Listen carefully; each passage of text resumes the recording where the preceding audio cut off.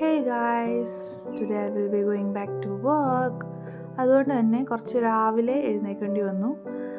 Packing ഒക്കെ ഇന്നലെ കഴിഞ്ഞിരുന്നത് കാരണം രാവിലെ വലിയ പണിയൊന്നും ഉണ്ടായിരുന്നില്ല. റെഡിയായി, ബ്രേക്ക്ഫാസ്റ്റ് ഒന്നും കഴിക്കാൻ നിന്നില്ല. ഒരു ബ്രെഡും ബട്ടറും കഴിച്ചു. നോക്കുമ്പോൾ അമ്മ ഭയങ്കര വിഷമിച്ചിരിക്കുകയായിരുന്നു കേട്ടോ. ഇത്രയും ദിവസം ഞാൻ ഉണ്ടായിട്ട് പിന്നെ ഇന്ന് പോവാന്ന് പറയുമ്പോഴേക്കും obviously she was very sad. പിന്നെ അമ്മയ്ക്ക് ഒരു ഉമ്മയൊക്കെ കൊടുത്ത് സെറ്റായി താഴത്തേക്ക് ഇറങ്ങി. യൂബർ വെയിറ്റ് ചെയ്യുമായിരുന്നു കേട്ടോ, കുറച്ചധികം നേരമായിട്ട്. ഞങ്ങളുടെ സ്നേഹപ്രകടനം കാരണം കുറച്ച് ലേറ്റായിപ്പോയി. ഇനി നേരെ എയർപോർട്ടിലേക്കാണ്. ആക്ച്വലി കോളേജിൽ നിന്ന് വെക്കേഷൻ ടൈമാണ്, നാട്ടിലേക്ക് പോരാമെന്നൊക്കെ കേൾക്കുമ്പോൾ ഭയങ്കര ഹാപ്പി ആയിരിക്കും കേട്ടോ. തുള്ളിച്ചാടി ഫ്ലൈറ്റൊക്കെ ബുക്ക് ചെയ്ത് എന്തൊരു ഹാപ്പി ആയിട്ടാണ് ഇവിടെ വരികയെന്നറിയോ.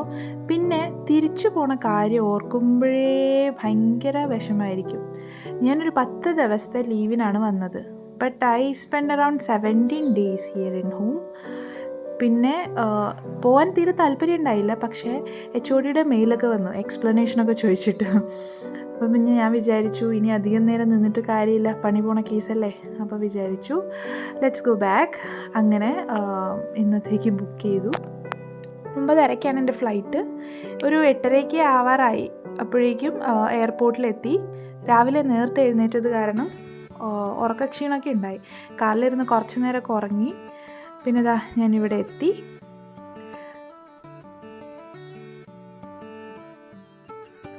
കുറച്ച് ലേറ്റായിട്ടൊക്കെ പോയാലും ബെനിഫിറ്റ് ഉണ്ട് കേട്ടോ. അതായത് വലിയ തിരക്കൊന്നും ഉണ്ടാവില്ല. എനിക്കങ്ങനെ ചെക്ക് ഇൻ ബാഗൊന്നും ഉണ്ടായിരുന്നില്ല, ഓൺലി 1 ലാപ്ടോപ്പ് ബാഗ്. സോ എനിക്ക് വേഗം ബോർഡിംഗ് പാസ് കിട്ടി.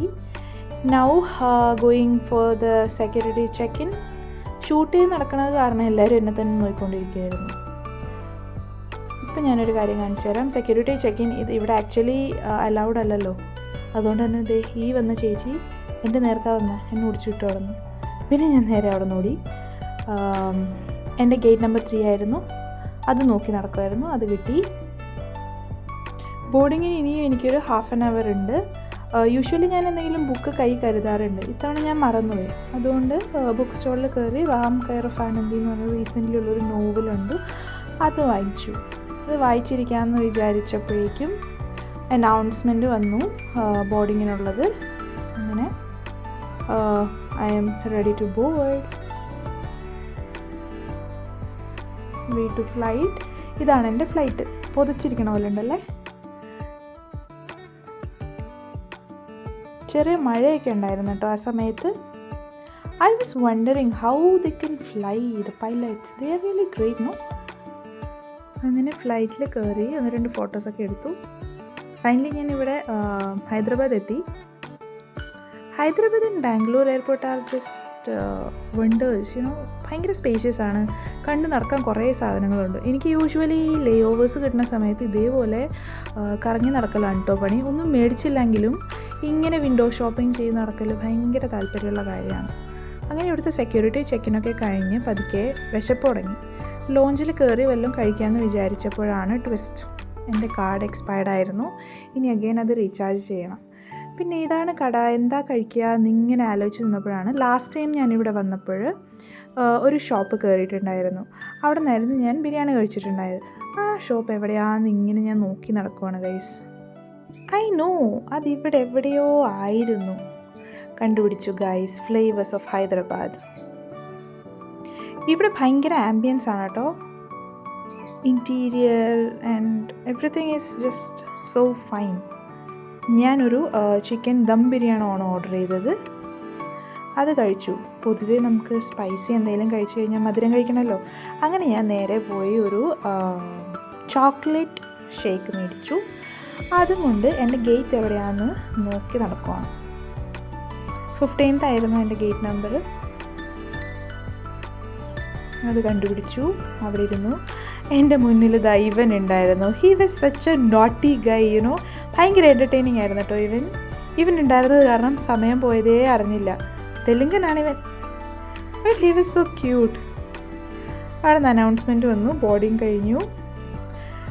പുകയായിരുന്നു ഗൈസ് ഫ്ലൈറ്റിൻ്റെ ഉള്ളിൽ, പുക.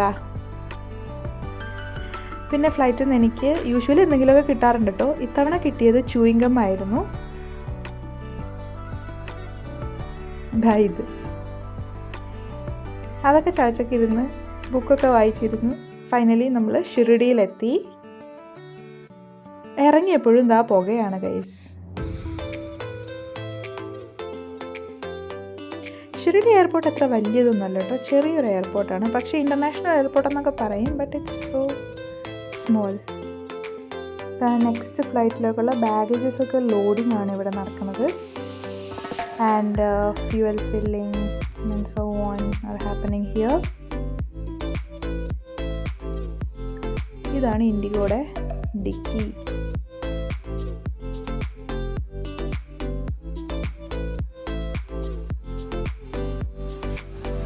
ഒരു 3 മണിയൊക്കെ ആയപ്പോഴേക്കാണ് ഞാനിവിടെ എത്തിയത് കേട്ടോ. അതാണ് ഞാൻ വന്ന ഫ്ലൈറ്റ്. പോയപ്പോൾ ഇങ്ങനെയൊന്നും അല്ലായിരുന്നു കേട്ടോ എയർപോർട്ട്. ഇപ്പോൾ എന്തൊക്കെയോ ഗുഹയിൽ കൂടെ കയറി പോണ പോലെ ഉണ്ട്.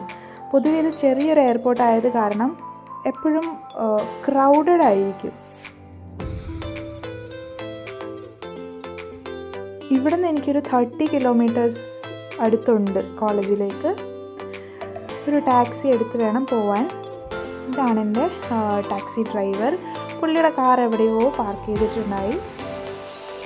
അത് ഏതൊക്കെയോ വഴി കൂടെ പോയി കണ്ടുപിടിച്ചു. ഇതാണ് ഷിർഡി എയർപോർട്ടിൻ്റെ എൻട്രൻസ് കം എക്സിറ്റ്. ഇനി ഇവിടെ നിന്ന് എനിക്ക് നേരെ ഷിർഡിയിൽ പോയി അവിടെ നിന്നൊരു ഓട്ടോയോ അല്ലെങ്കിൽ ഏതെങ്കിലും ഒരു വണ്ടി എടുത്ത് വേണം പോകാനായിട്ട് കോളേജിലേക്ക്. അപ്പോൾ ഇതാണ് ഞാൻ പോകുന്ന വണ്ടി. ഇതിൻ്റെ പേരാണ് ടം ടം. ഇവിടെ ഉള്ളവർ ഇതിനെ ടം ടം എന്നാണ് വിളിക്കുന്നത്. പോകുന്ന വഴി ഓൾസോ മഴയുണ്ടായി ചെറുതായിട്ട്. ഫൈനലി ഞാൻ എത്തി guys. This is my college. Bye bye, see U.